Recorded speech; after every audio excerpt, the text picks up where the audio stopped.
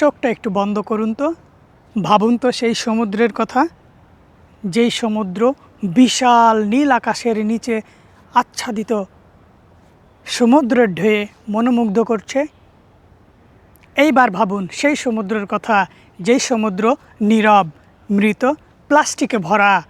সেই ভবিষ্যৎ আপনার ধারণার চেয়েও নিকটে।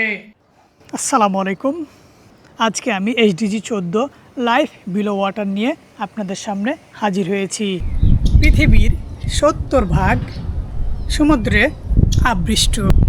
আমরা যে অক্সিজেন গ্রহণ করি তার অর্ধেকেরও বেশি অংশ আসে সমুদ্র থেকে।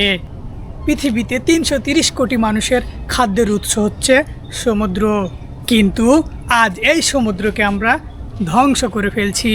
প্রতি বছর 80 লাখ মেট্রিক টন প্লাস্টিক সমুদ্রে আমরা ফেলে দিচ্ছি, অর্থাৎ প্রতি মিনিটে একটি করে ট্রাক ভর্তি প্লাস্টিক সমুদ্রে গিয়ে পড়ছে।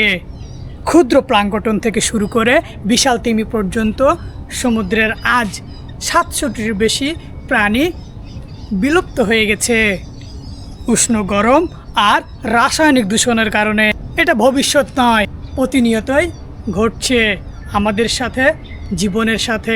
1950 সাল থেকে এখন পর্যন্ত প্রবাল প্রাচীরের 50% মরে গেছে। এটা যেন থামছেই না।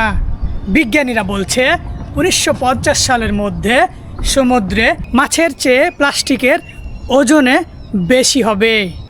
ভাবুন তো সেই জেলে বাবার কথা, যে জেলে বাবা সকালবেলা ঘুম থেকে উঠে মাছের পরিবর্তে ব্যাগ ভর্তি প্লাস্টিক নিয়ে আসতেছে। ভাবুন তো সেই মালদ্বীপের শিশুর কথা, যেই শিশু জন্মানোর আগেই কোরাল রিফ অর্থাৎ প্রবাল প্রাচীর মরে গেছে। কিন্তু যেটা আমাকে আশা দেয়, আমাদের কাছে সমাধান আছে। প্রথমত, একবার ব্যবহারযোগ্য প্লাস্টিক প্রত্যাখ্যান করুন। বাংলাদেশ, কেনিয়া, ইউরোপীয় ইউনিয়ন সহ একবার ব্যবহারযোগ্য প্লাস্টিককে ব্যান করা হয়েছে। দ্বিতীয়ত, সমুদ্র পরিষ্কারের প্রযুক্তি ব্যবহার।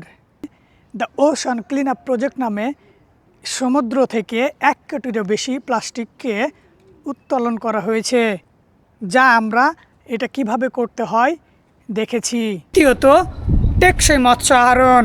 গবেষক বলছে 2030 সালের মধ্যে যদি আমরা সমুদ্রকে 30% রক্ষা করতে পারি, তাহলে ফিরে আসতে পারে মাছের জনসংখ্যা, বেঁচে যাবে উপকূলীয় মানুষ। চতুর্থত,